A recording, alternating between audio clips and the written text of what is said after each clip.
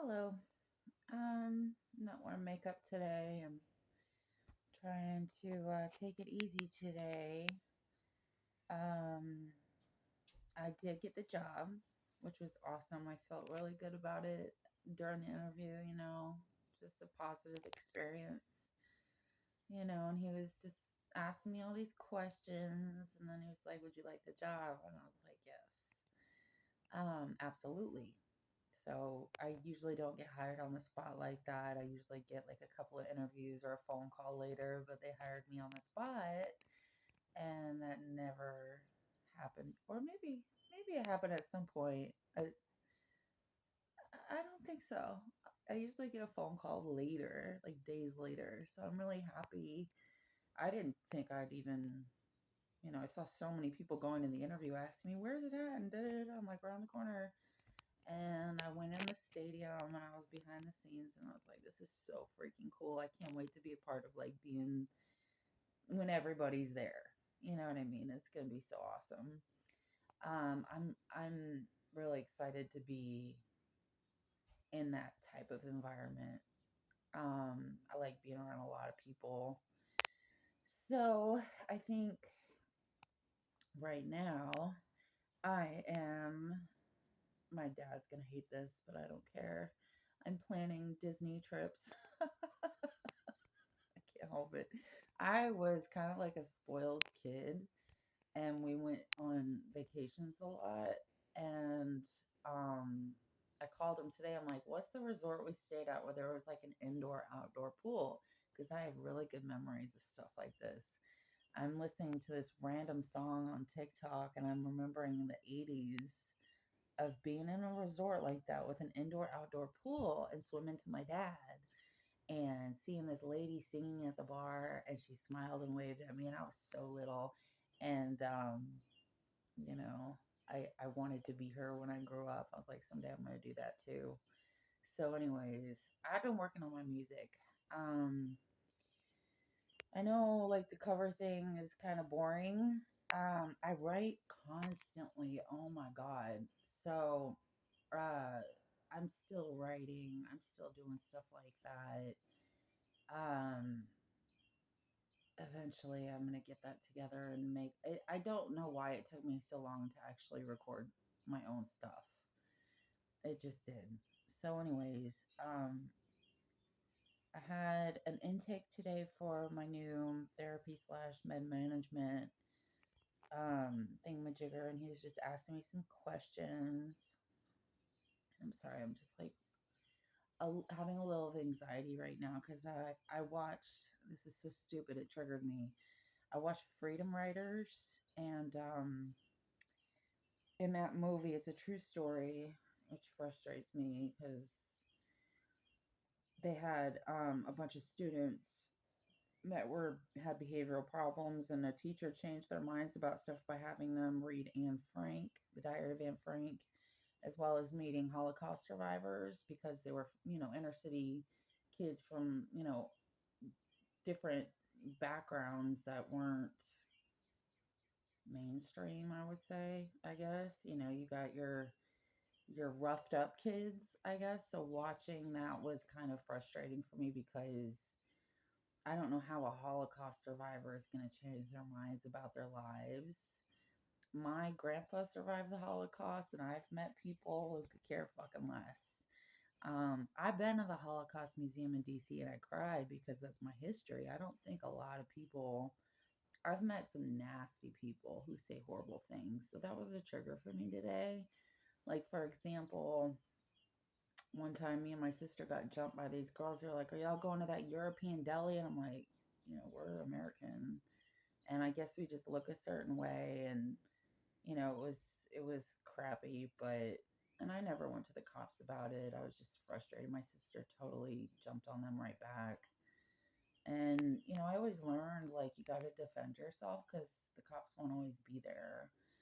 So I did for most of my life. If something went on, I would defend myself. And then, if they could help later, they could help later.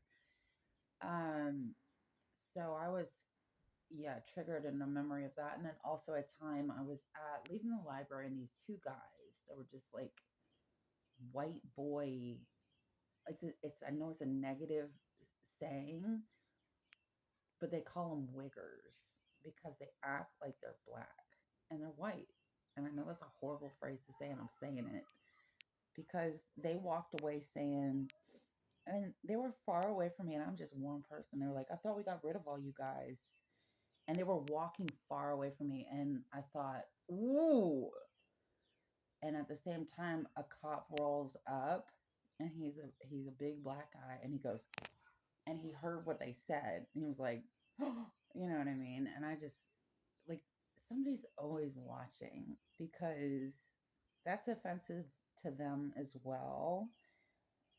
If you ever really want to research the history during the Holocaust, um, it wasn't just Jewish people; it was Polish people, it was Russian people, it was people from all over Europe that got hurt or died.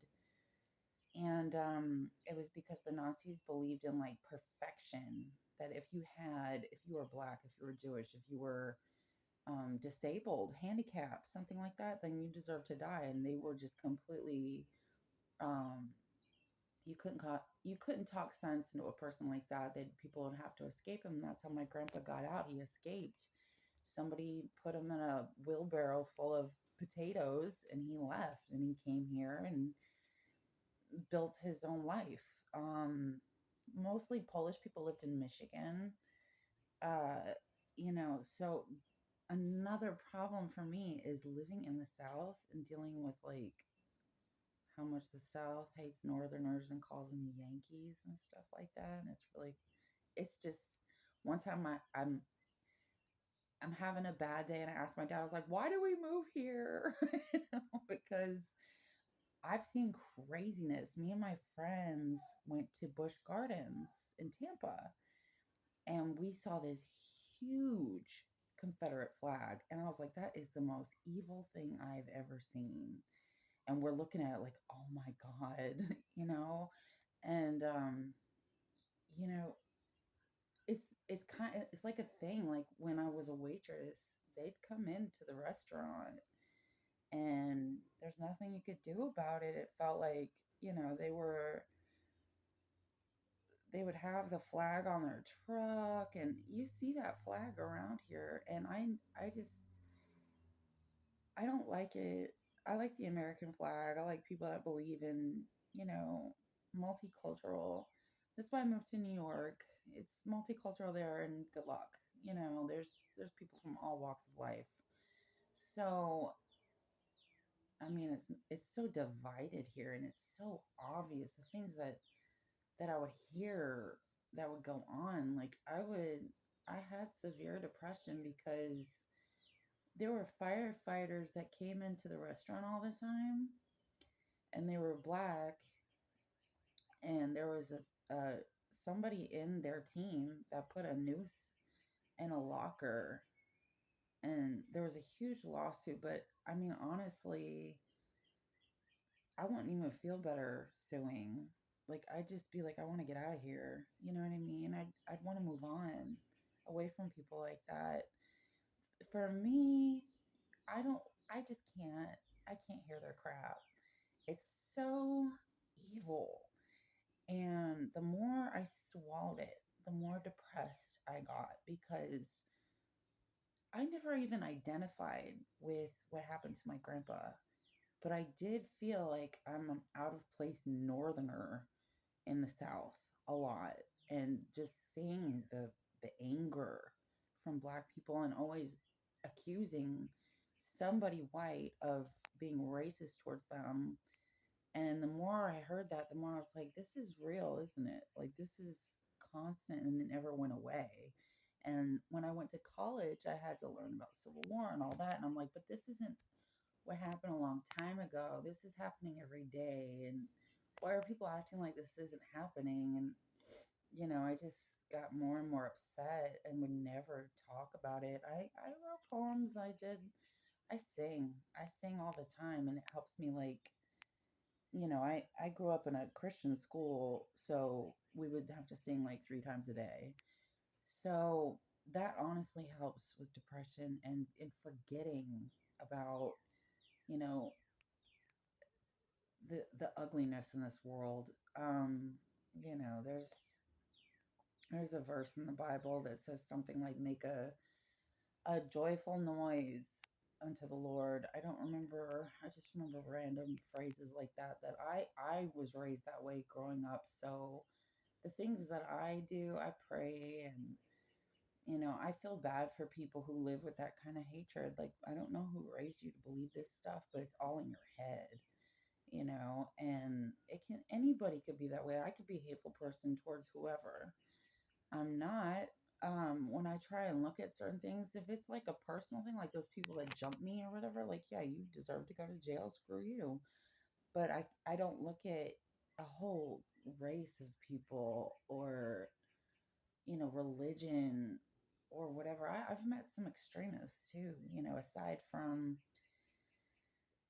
anybody could be an extremist. Oh my God, anybody could. And, like I said, I don't make excuses for people. And I think these things should be talked about instead of being like, well, that didn't happen and that never happens. And it's all in your head or you have, um, whatever.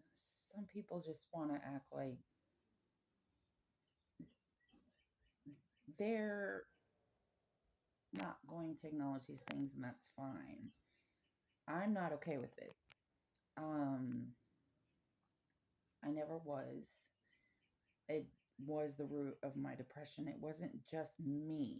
It was seeing what happened to other people too.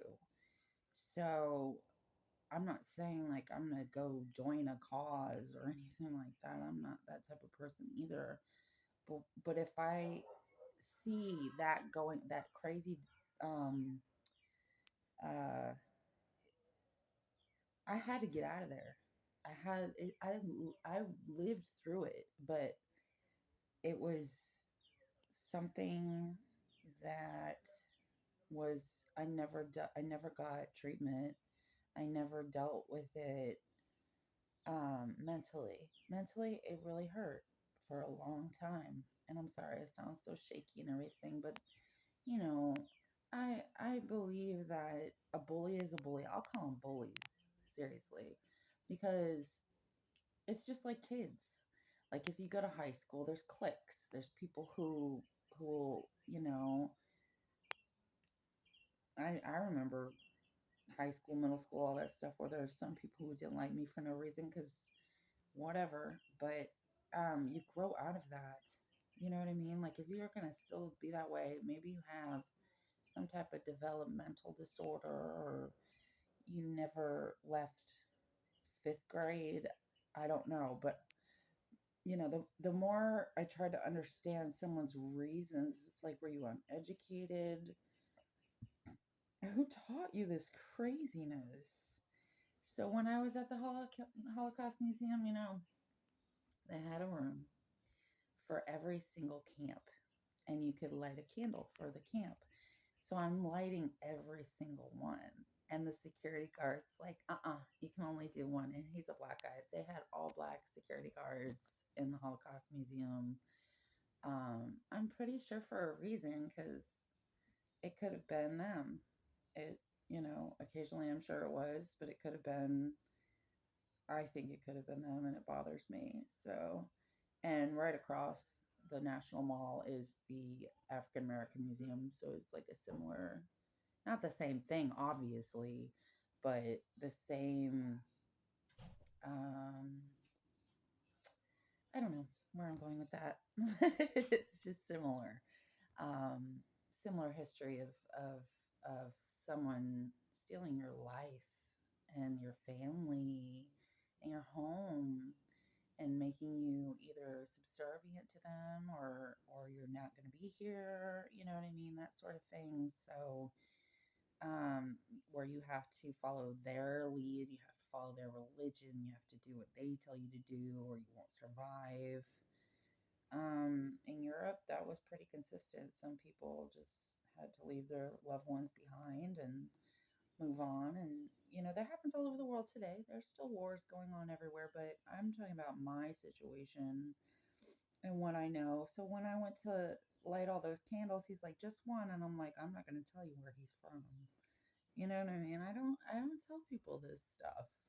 or what camp he was in or any of that stuff. And I've looked up on ancestry.com his information from, I guess it was him, because my name is like pronounced differently we're originally from.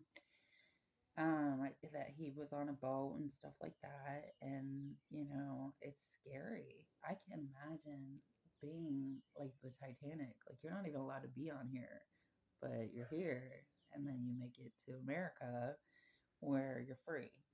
You're free now. You can have a business, you can have a home, you can get married to whoever you want in the world, and nobody's going to take that away from you. But the problem is, there are still people who believe that. Would I marry somebody because, you know, they tell me I have to, or I something would happen to my family? You know what I mean? I can't imagine living through that back then.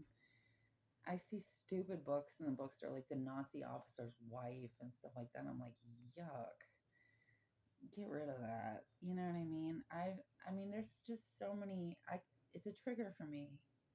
Get away from me. You know what I mean? Um, it's sad that some people take something like that and live in that realm today.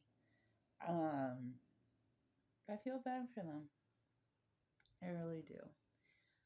So I don't have like I've had Jewish friends, but it's just how we found each other is natural. Like, we just did. We just happened to. It wasn't, you know, what I think was interesting is that we lived in bunk beds in New York, and you know, we were lucky to have each other, I think. I'm not saying that I'm Jewish, but that's what the Nazis hated, is Jewish people. So when I was around the girls, I was just like, how did I get so lucky to be around you? You know what I mean? And they were like my sisters. So, um, if they were having a bad day, I had a bad day. One of the girls broke up with a guy or something, and she was just throwing a fit like crazy. So I'm sitting outside smoking a cigarette on the thing on the steps, like the Carrie Bradshaw type of New York City thing, Sex and the City. We had those steps. Sorry, I have to go there. And then this beautiful white cat shows up, and I took her inside, and my friend like came out of the room. She's done crying. She's done being upset. She's like, "Oh my God, there's a cat." And we named her Sugar, or he, or whatever. I don't know. But it's just I never talked about this stuff with them or anybody. It didn't seem appropriate. We didn't talk about anything like that ever. It was just kind of like, they probably didn't have to go through those things. They were raised in New York. They were used to being around Jewish people, and it was nothing out of the ordinary for them. But for me, it was. I wasn't ever. I was in Christian schools. I was in Catholic. I was baptized Catholic as a baby. That's all I ever knew. And I just think that it's funny because extremism is weird. I look at that one guy that shot, they call him the shaman of the Capitol riot, and it's like, you look like Jesus. Are you being a martyr? You know what I mean? Like, I think that when people believe that stuff, they go too far with it. And they really, really believe in their minds. It's kind of a mental illness, I would say, definitely. But it's just kind of a joke to me that, like, somebody and things like that, they call it domestic terrorism because of what they did. And you didn't see this. I don't know. I look out for that flag. When I see that flag, I'm not a happy camper. Um, so when I went to DC, when I went to New York, when I went to LA is a lot of Spanish people. Um, Phoenix was a lot of Spanish people, or Hispanic, whatever. I'm not gonna say the proper, you know what I mean? But the communities, seeing many different communities, um, versus the people who think they're better than everybody is interesting to me. So I got frustrated watching that movie because it was like the way the lady was talking about the Nazis and the Holocaust and, explaining to them what really happened and the pictures that people would draw of somebody with a big nose. And if you look at my nose, like, I was that person. Back then, if I was living in the 1940s, they would have an ugly picture of me everywhere, drawn picture, and say the most horrifying crap about me. That's not true. We don't have all the money in the world. You know what I mean? I was a spoiled kid. I will be honest about that. Then we lost all our money. Um, we had each other, so it is what it is. But the things people say don't make any sense. That we, I don't, just horrifying things. So people are still uneducated about what went on in the Holocaust, and um, these things would happen to people like me, and they didn't survive it, and I'm lucky enough to still be here. So, on that note, I'm in 20 minutes. Disney. Yeah, I'm going to save some money. And I went to Disney as a kid. I went to Disney a lot my whole life. And I like the whole fairy tale idea of, people living happily ever after.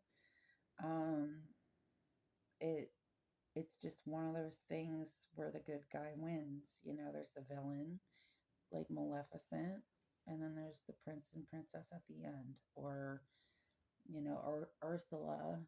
And I think a lot of these come from real stories that people don't know, like the woman who takes the voice away from the mermaid and turns it into a person, part of your world. Um, they're all metaphorical of people like for example, Sleeping Beauty, Aurora gets hypnotized by an evil villain. That's real. That happens in this world. You can get manipulated to believe horrible things and end up in the wrong place. So I'm the type of person to look into. I like following military stuff, and what happened to Bo Bergdahl.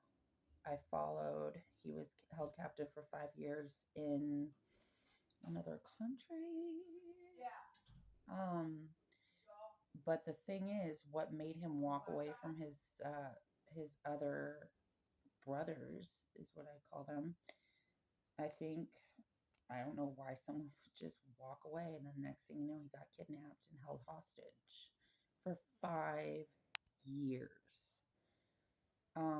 And then when he comes home, everybody's calling him a traitor and all this stuff, and I'm like, he's already been through enough, hasn't he? Were you there? Like, how could you say that just because he walked away? I would look into that sort of thing of why he did. And I'm like, okay, so I had the book and he's smoking a pipe. And I'm like, are you addicted to something in that? Like, is that what made you go searching for something? So it's like the littlest thing to me. Like, you walk away from a job and take a smoke break, you're walking away. Like, do you know where you're going or you're going to get fired? I think it's the same thing. So I came to that conclusion on my own. Anyways, he made it home safely. Thank God. He's one that survived. Another one that didn't is this kid called Otto Warmbier. I might be saying his name wrong, but he went to Korea because he was manipulated to take a tour with some people from all over the world, which is something I almost did and went to Europe. I'm glad I didn't. But he went to Korea. I don't know why anybody in the world would go to Korea. We're actually not. If anybody finds out an American is trying to go there, it's forbidden now. But he did not come back. They tortured him for like a year and never gave him back to his family. And it's the saddest thing in the world to me that, somebody could just be gone like that. And his father was like, they are kidnappers, they're terrorists, da, da, da, da. And they did it on purpose and tortured him. And, you know, so I look at what goes on all over the world and instead of just like what goes on in my backyard.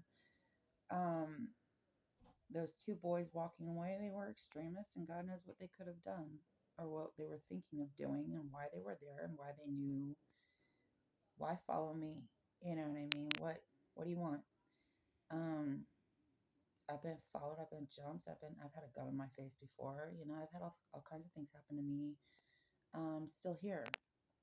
Not because I'm lucky, because I'm not stupid. I'm not saying they were, but like I said, if you signed up to be a soldier and then you walk away from the people you're working with and not against, why would you walk away? Um, so I worry about that guy. I think about him all the time, and I wonder if he's okay here. Like, because people think that he's turned against, Americans and walked off. Like, what kind of craziness is that? Um, so, anyways, I think about him a lot. And because I have a friend, my best friend from elementary school, her husband went to overseas. I won't say names of these countries because I just, um, so he went overseas and he was a Navy SEAL, and his face is all distorted now.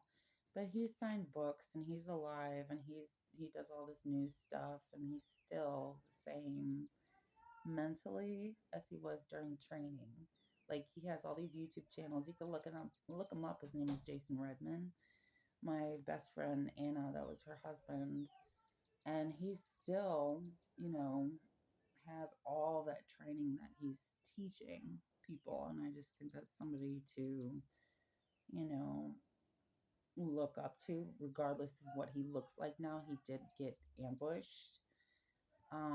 But like, that's modern day war, So when I look at those cowardly kids that walked away saying that nasty stuff, it's like, you really don't see the whole world, do you? Like, that could be you in a concentration camp. You don't know that, do you? Um, if you were disabled, if you were a drug addict, for example, or if you were what society looked at you as an undesirable, which in this society they don't care. But back then, you would have been sent to the camp because you're an undesirable. And what I am certain of with the education from the Holocaust, they wanted you to be a certain way. And back then, straight to the camp. Me, of course, straight to the camp. You, straight to the camp. Even the cops, straight to the camp. Because that's what they saw. You know what I mean? And they would say they're able bodied. If they're not able bodied, straight to the gas chamber. And that was it. If you were gay, gone. If you were, well, I don't know about how religion went. I didn't really go that far. I looked at what happened to certain religions in America, and that's a whole other thing. But it was irrelevant, completely irrelevant. If you weren't the type of person to be like them, that was it for you. So I think it's amusing, honestly, that like someone would have that type of conceited, we're better than you attitude when you're the type who they would have taken away. You'd be in there with us. And it's just, there's a book about it and a movie called The Boy in the Striped Pajamas. Like, there's a thin line there. And that's a true story. The little Nazi boy, his soldier dad, he made friends with the little boy in the pajamas that was in there in the camp and ended up in there himself. It's not far from fact. Like, I wouldn't be here today if he hadn't gotten out somehow. And, you know, whatever they made people believe that made them get on those trains, move to ghettos. Ghettos are still here. Be careful. It's just a different system. People talk about it a lot. The ghetto, the ghetto. You live in the ghetto. Yeah, you do. It's not mainstream society. They don't want you around. Um, and I know this sounds crazy, but it's not as bad as it was in the 40s back then. At least you're around. They're not going to send you to some freaking train and say you can never freaking survive and see your family again. But this was all true. All of this happened. It happened everywhere. Um, so, anyways, seeing that stupid movie, and I was like, this is so far from what would happen. Like, I really don't think people acknowledge. She was like, how many of you have heard, show of hands, how many of you have heard of the Holocaust? And none of them did. So she had to educate them. And I remember going there and I was crying, and somebody noticed, like, she's crying. I'm like, well, I'm supposed to. You know what I mean? This isn't normal. First, somebody to take your family away, take your house away, take your business away, and lock you up and try to kill you. That's great. That's just no. So the people who still believe those sort of things are definitely the type of people who would have a flag like that, and I think it's disgusting. I can't stand it. So it is one of those things where it's like, if I was my grandpa back then, make a break for it, right? If you have to stay in Nazi Germany, you're not going to survive okay. You know what I mean? Leave. Don't go back. These people aren't, you know, realistic. They could care less. They're going to do what they do. I think it's the same thing when I live in the South, and I do the best I can, but it's very different up north. People don't follow these dumb ideas up north. The North won. So, I pick on people a lot. I can't help it when I'll say that, you don't like Yankees and stuff like that. I'm like, what the hell? Are you all right mentally? You got an issue. I think it's funny, kind of, that people still follow that, but they're very dangerous. So you got to be careful. Um, they're considered a terrorist organization. So, anyways, I do a lot of research, and that's the kind of thing I like learning about now. So I did have that last book about terrorism, and I want to get another college textbook because, like I said, I've got my DHS stuff going that I want to continue because I have the human trafficking certification. I have what I want to continue with that. And on that note, the whole scandal right now with HSI rating some rappers' place, like, good luck with that. Bye bye. Um, I don't care what happens in Hollywood. I think it's kind of inevitable. It's always happened. What I am more concerned about is the average people I see that are on a bus or waiting tables, and they're afraid of law enforcement. They're afraid of people knowing what they're going through, and somebody conditioned them to think that way. Just because you've been in jail or whatever doesn't mean it's okay for a pimp to control you and take over your life and drug you and um, keep you believing that you deserve that sort of lifestyle. So, like I said, I will compare it to concentration camps. You have to leave.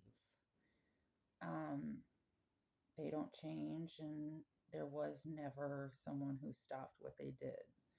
I'm not saying that's not possible. It's all well and good that HSI rated, Homeland Security rated the rapper, but that's rare. Um, your best bet is to get out of there before he gets the best of you, or they, because for every one guy, he has an organization. Bad Boy Records, like, come on, good luck. All those employees, I seriously doubt it was smooth sailing for everybody. And I'll be honest, it can happen in any industry. So your your idea of, getting some type of fairy tale, someone saving you, it's rare. But if you know what's going on and you know this is wrong, you can do what my grandpa did. Leave. Get in those potatoes. Hide. Go somewhere new where those people can't control you ever again and they're far away. So, anyways, the US is very far from Germany. I will never go there. If I go there, that's it. They'll know. I'm not stupid. Oh, you're a what? I'm a what? Just kidding. No, I would not go there. It's like Korea to me. It's like, how could you not know? Um, it's like going to Iraq. Like, bye bye. Oh, I'm just gonna go here on vacation and get some sun. No, you're not. Hello, crazy. Um, so with that, I'm the more I read about it, the flyers I have and stuff like that, like if you can get somebody out of that situation, the horrifying things I've seen. I asked a nurse once, I was like, what happens to human trafficking victims? And she was like, well, sometimes they go into witness protection. And I thought, you're lying. No, they don't. Because I even asked the FBI that. And they said that they don't do that. They don't get anything. Sometimes they go to rehab. Sometimes they move away from whoever's doing this to them. They get jobs, they start over, they do this on their own. Um, in my opinion, it's the same thing. If you're going to be ostracized and kicked out of society and nobody sees you as normal, but everybody knows who you are and where you're from and what you've done and da da da da, start over somewhere else. Tell people the truth. That's what they did. You know, there's history of it, there's proof of it. Did they stop? No. Did they do it? Absolutely. It's just like the Germans doing that to, or the Nazis doing that to everybody over there. Yeah, they did, but it doesn't mean that I'd ever find any type of, what's the word that I'm looking for? An apology. Like, we're sorry. You know what I mean? No. Evil is evil. They did what they did, and that's it. Same thing with a pimp or an organization like Jeffrey Epstein or Harvey Weinstein's people. And, you know, the women or men who survive these things are lucky they got out of it. It's not easy. It's just like the bag of potatoes. Like, there weren't, he survived it on his own. I wouldn't be here today. So you really got to look at it like that. Like, you could start over and start this whole other life, but be honest about what you've been through. Don't hide from it. It's evil for somebody to enslave a human being, any human being, and anybody can do this. Um, for whatever reason, it's evil. Period. That ugly ass flag? No. Make your own. Make a flower flag. Screw it. Make your own flag. I found a Polish flag at the church I go to sometimes, and I was like, yep, that's where I'm at. I like the red and white. That's like a freedom colors. Those are like justice. That I'm still here and I don't have to put up with somebody trying to gas me or tell me I can't get married to somebody that's not a Nazi or have kids. Somebody telling me I can't have kids or some craziness. This I got my own flag. Leave me alone. Um, I've met weirdos all from all kinds of places and people do what they do, but you got to be honest with yourself. If you're going to get in the water, know there's sharks. It's that simple. You can go swimming in a pool or resort hotels all day, but if you're going to get into the water at the ocean, there's a possibility. It's not like there's not, and that's it. You have to know there's sharks. This is the real world. It's not the creation that a resort makes of, oh, everybody's safe here. There's a lifeguard. We're all good to go. In the real world, if you go out into the ocean, that's it. There ain't nobody. Maybe you're lucky, but if a shark comes, and that's it. I'm going all over the place today because once again, oh, I also go through this sometimes because I get to a point where I think about things and I have nobody to talk to.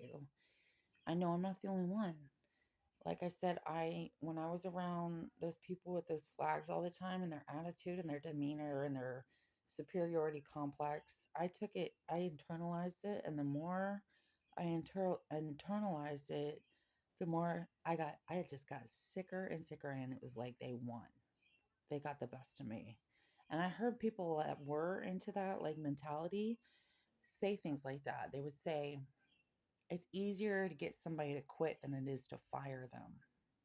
So it's easier to get somebody to do this than it is for somebody to do it themselves, which is also brainwashing. Sadly, Jonestown, 700 people did it to themselves. Yeah, don't drink the Kool-Aid. Um, it's a true story. That's a lot of people. 900, something like that, that just followed some idiot and believed things would be fine. And that's how you end up in a concentration camp. Good luck. Find your own way. Anyways, I'm proud of the fact that I was spoiled as a kid. So good. That's all I have to say. Good.